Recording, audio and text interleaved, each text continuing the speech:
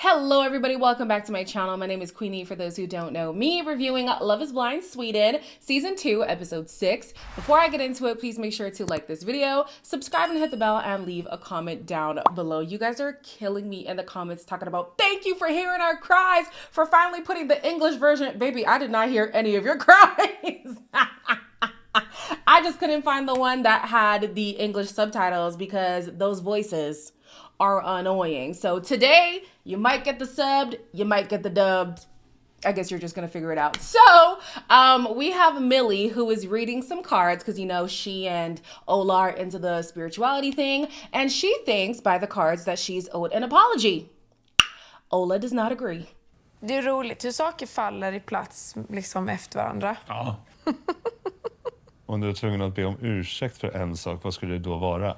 Nu blir jag nyfiken på vad du vill ha en ursäkt för. Nej. Universum sa till dig. Där du har en upplevelse av att det inte hade varit fint av mig och sagt att jag bad om ursäkt.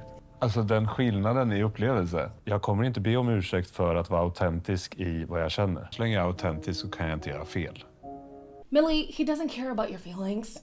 The only way that Ola would care about your feelings is if you were Ola and your feelings were his feelings. That's the only way he cares. He has told her time and time again, I am putting myself first. I prioritize my feelings. I am the most important person in this universe. You are a secondary character, if that. Okay? Girl, he does not care. So then she's like, well, you say things and they're not nice. And he's like, well, they're true. And she's like, I have criticisms about you that I keep to myself because they're not the nicest things, as true as they may be. And he's like, I'm not going to apologize for facts. So the facts are, Milli, you have addictions. You're insecure and you are not feminine enough because your hair is not long or thick enough.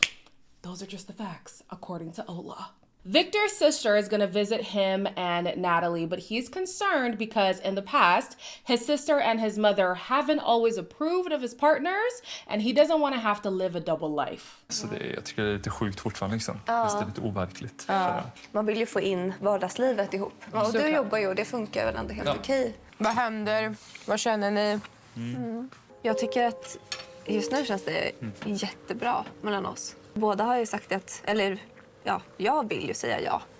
Om det finns någon oro jag skulle ha för någon han träffar så är det väl att någon skulle typ ta honom för givet. Jag är ju väldigt, väldigt kär i dig. Jag är verkligen det. I feel like this is the most we have heard Natalie talk this entire season. I said, so these two, all they needed was a buffer? All they needed was a third party to come in and help them speak. I mean, Victor did say they are very similar in that they probably do need an extroverted person to bring them out of their shell. But babe, it is going to be the two of you the majority of the time. Y'all gotta find a way to communicate. But yeah, at least having a sister around did, you know, spark some conversation. That was good. In this conversation, she says that she's very much so in love with him. Don't know what you're in love with. You barely know him. You barely know him. So at first I felt he was really hesitant. It didn't seem like he was fully on board until his sister was on board. But even at the end of this, I'm like, I think he only was showing a little bit more excitement because his sister approves, not because he himself approves. His sister says that there are traits in him that he would want, that she would want his sister. Oh my gosh. His sister said there are traits in him that she would want his partner, to see, and Natalie sees those things, and that's why she's giving the approval. I do get the whole familial approval thing. I'm currently going through the whole, hey family, here's my partner. Do you like him? Please like him. Please like him. And I kind of had to tell everybody, parents included, that I want you to like him, but if you don't, I'm still gonna be with him. Yeah, I'm still gonna be with him, especially if they don't give me real reasons. If they give me real justifiable reasons as to why he's not a good partner for me, then we could talk about it. But if it's like, oh, I don't know, I'm not really feeling this vibe, not good enough. Sorry, not good enough. Even my brother sat me down and had that conversation with me. He's like, hey, this is who I'm dating, his now wife. You can either like her or not like her. Doesn't really matter to me. I'm still gonna be with her. So yeah, family approval is important. It definitely makes things easier, but you are the person who's gonna be with your partner at the end of the day. Who cares if they're just like your sister, or if they're just like your mother, or if your mother likes them? You gotta like them. Karin and Nicholas head over to her place, which is in the same neighborhood as his place, and they're still stunned at the fact that they haven't run into each other before. I mean, it's very likely that if you see a stranger, you're not gonna clock them when you see them again way later, unless there's somebody who you run into very frequently. So I don't know why they're still like, wow, how have we not noticed each other? But because you're strangers. Because you're strangers. Anyways, as he's in her apartment, he seems very overstimulated by her. Det är skitnice ju. Och nu ska du få se vad jag har målat. Jag har målat den. Har du målat den? Ja. Jag har målat den, jag har målat den. Jag har målat den, jag har målat den. Skitfint, så du inte glömmer det när vi ändå är... Jag kan ju ta med den här. Om man vill köra lite hemmaträning. Nej. Ja, det är min cowboyhatt. Vill du prova den? Så har jag brännboll. Vi ska ha Google Chrome. Den ska vi ta. Det är som en våg som sköljde över henne. Det hände så mycket saker så jag hängde inte med. Det var som att man tryckte på en knapp och sen så körde hon igång. Nicholas said before that he doesn't want to get into the habit of them sweeping things under the rug. He can see that there are issues in their relationship, but they're not tackling these issues. And he knows that if they were to tackle them, it either could break them or make them stronger. And obviously, how are you going to know unless you tackle them? So right now they're kind of in this like limbo. Hey, we like each other, but we don't really want to get too deep because what if things don't work out? You're just gonna have to do it. So here he is now seeing Karin and he's like, whoa, a lot is happening. He did say that sometimes when he sees people who exhibit the same traits as he does feel bad for them, but he can relate having ADHD.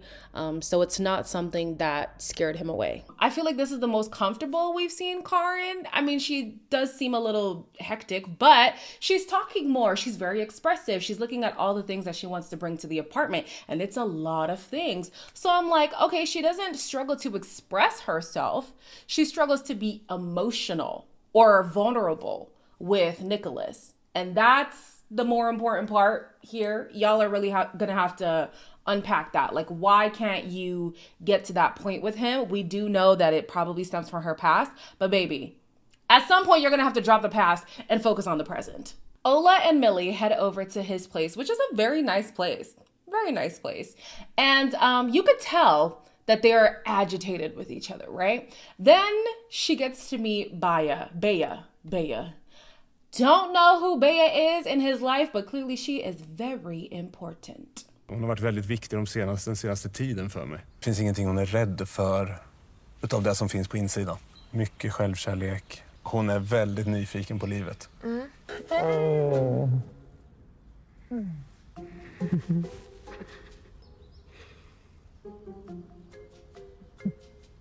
Hej Milli, Bea. Jag skulle också gå till sockerrostningen.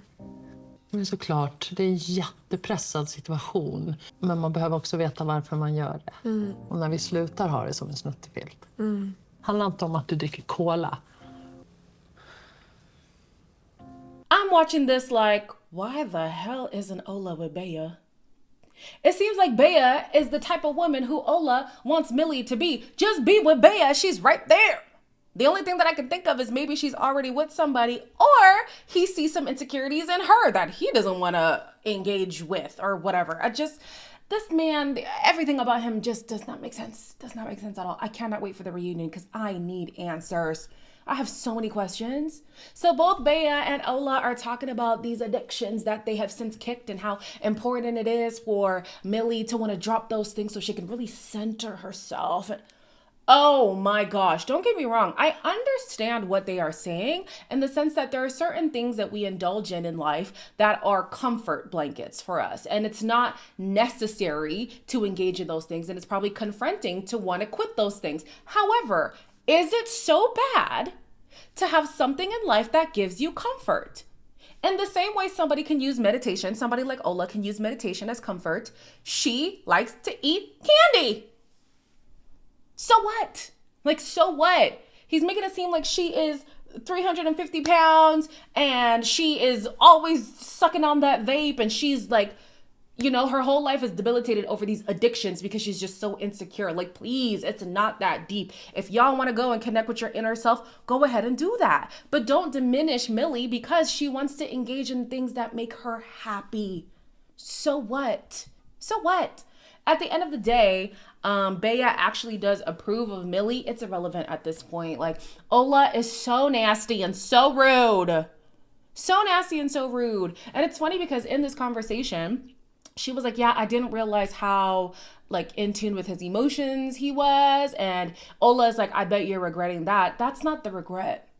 You actually should be in touch with your emotions. You should also have empathy. Empathy. Do you know what that is? Because it doesn't seem like you do. This man can be honest all he wants. He can be in tune with his emotions all he wants. He can be introspective all he wants. But without that empathy, he's just being cruel. Jakob's sense of humor has really been chipping at Karolina. I have said for years, baby, you can laugh me out of my panties. You can. Somebody who's funny, oh my gosh, it'll get you a long way. And don't be nice. Don't be kind. Don't be attentive to my needs and what. Karolina is taken off guard by Jakob. Dig själv i natt så hade du fan sökt akut hjälp alltså. Och då gör jag så här försiktigt för att inte väcka dig. Så gör jag så här. Ja. Men låg du höll min haka en timme. Nej men jag har ju astma. Jag dör. Tack för att du höll upp min haka. Alltså en mer tålmodig, förstående man går inte att hitta. Sen är jag absolut attraherad, men det behöver inte vara... Så känns inte att jag behöver vara på liksom en 11-gradig skala av... Looks are still an issue for her, but that character is really proving to be a character that she wants to be attached to. He's funny, he's attentive, he's sweet, he's expressive with his emotions and all those things. And I'm thinking, so who the hell was the Jakob in the pods? Like, what was that?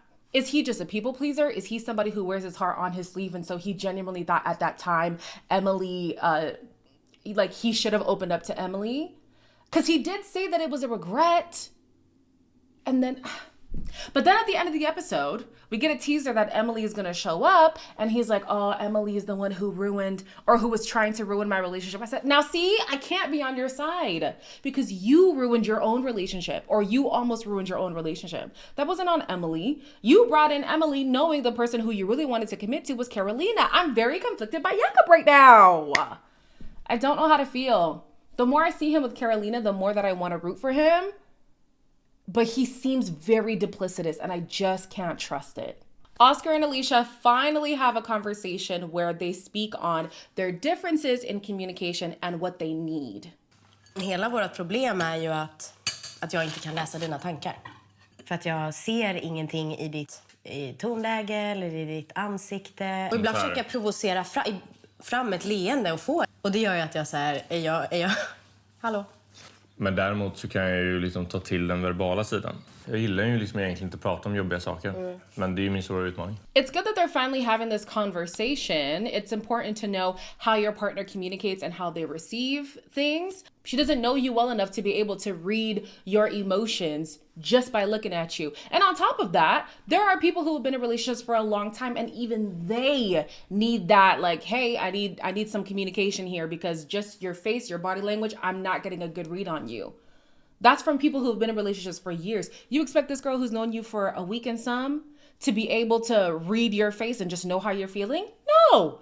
And then he admits that he struggles to have like those hard-hitting conversations. Why are you here? Why are you here? People need to stop playing around with marriage. Yes, divorces are a dime a dozen these days, but like marriage, tying your life to somebody is such a big decision. You should be able to, at the very least, attach yourself to somebody who you are able to have those hard conversations with. They should already be having them, but if they haven't had them, at least be with somebody where if you were to have those conversations, you would be comfortable with the person you have chosen. That doesn't seem to be the case with Oscar. Alicia is willing and able. Oscar is stonewalling her. Baby, do something. Either open up or get gone. Ola decides that enough is enough. He is going to sit Milli down and break up with her. I was like, Milli, that was supposed to be you, girl. And can you imagine he did it just before they go to the engagement party? Ola avbröt i morse. I morse? Har du ens hunnit processa det? Nej, det har jag inte. Och då så säger han att Jag känner att du inte är rätt person för mig. Alltså, vad sa ni sen? Vad händer nu? Så hur jag väljer att leva mitt liv är ju, det är ju jag. Liksom. Det var som jag sa till honom mot slutet här. Jag var så trött att höra det. Och samtidigt känner jag så här, jag har inte jättemycket mer att säga. Nej. Milli girl, it was supposed to be you. You were supposed to be the one to put Ola in his place. Now look. I will give Milli the props in that she's done with the conversations. There's nothing more that needs to be said. Girl, thank you. Oftentimes people say, well, I just need my closure and I just need... No. You just want to have the last word. And respectfully, if it's still going to end in a breakup, what is the point?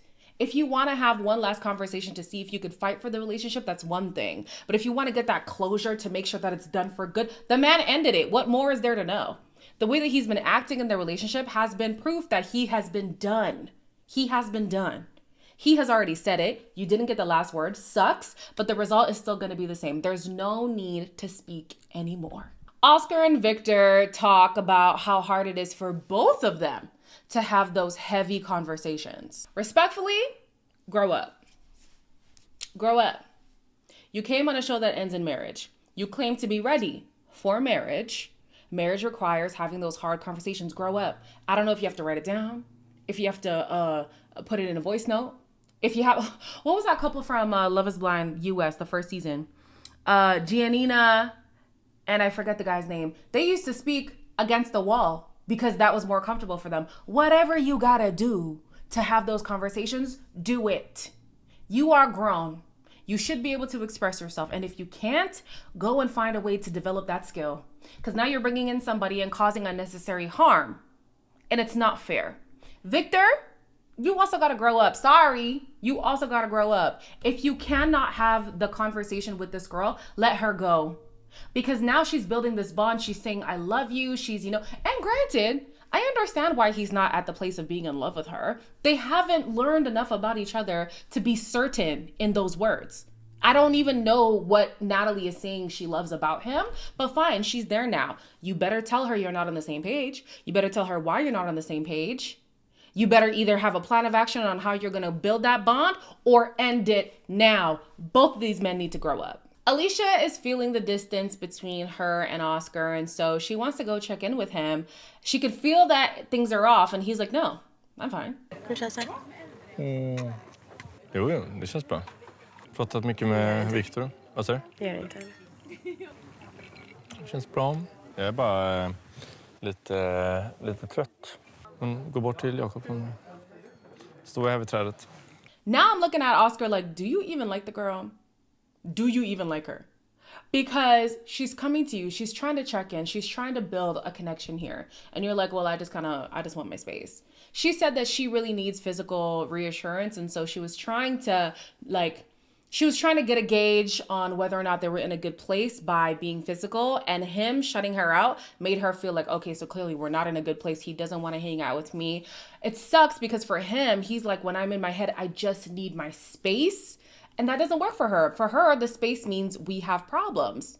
But sure enough, they do have problems. So that's an accurate read on the situation. I would struggle with that too. Like me and my person, we were talking about how are we going to handle arguments. And he was like, I would like us to still be able to like at least hold hands, or like I could put my legs on you or you put your legs on me to show that, yes, we're at odds right now, but we're still connected. I'm not going to push you away. I think that Alicia's that kind of person. Like I still need that connection, even though we have tension.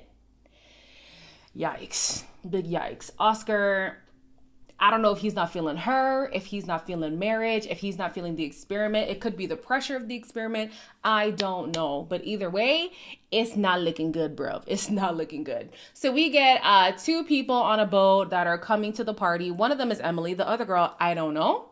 So we're going to see how Jakob handles that. Karolina has been on edge about the whole thing. She is still unclear on how things really went down between him and Emily. So we will see how Jakob handles that. As always, like, comment, share, and subscribe, and I will see you in the next one.